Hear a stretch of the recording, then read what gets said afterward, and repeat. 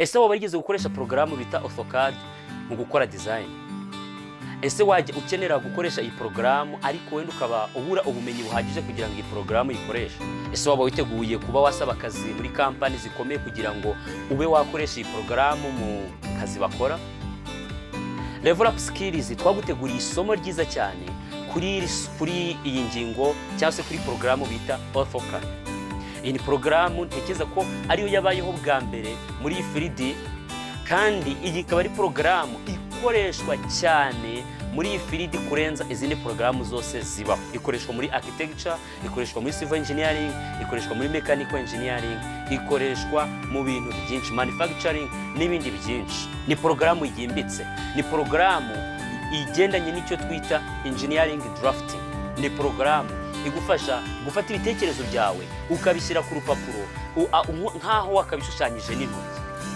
Iyi ni porogaramu aho uzaza ukiga concepts zitandukanye, ukiga ukuntu umuntu ashyira muri layers ibyo ari gushushanya, ukiga ukuntu umuntu aca imirongo, aca n'ibindi bintu bigiye bitandukanye, agategura sketches zishimishije.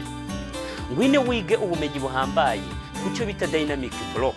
Umenye ngo dynamic block ni iki, nayikoresha ibiki. Ngwino wige izo bita groups with attributes. Umenye ngo groups with attributes ni ibiki. Ngwino wige izo bita blocks.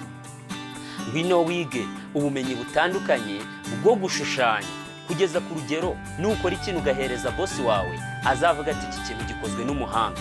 Ntiwibeshe ko ufite ubumenyi buhagije ushobora kujyana ku kazi. Turabizi neza yuko abantu benshi bageze mu kazi bisanga ntacyo bazi kubera ko batigeze bafata umwanya ngo bige porogaramu, bayigishwe n'umuntu yisobanukiwe uyikoresha buri munsi. Ngwino wiga ukuntu umuntu ashyira ku rupapuro kandi ibintu bigasa neza. Ngwino wiga icyo bita annotative style, kugeza ubwo ushobora gushyira ku rupapuro umuntu yareba urupapuro wateguye akabona ko rukozwe n'umuntu w'umuhanga.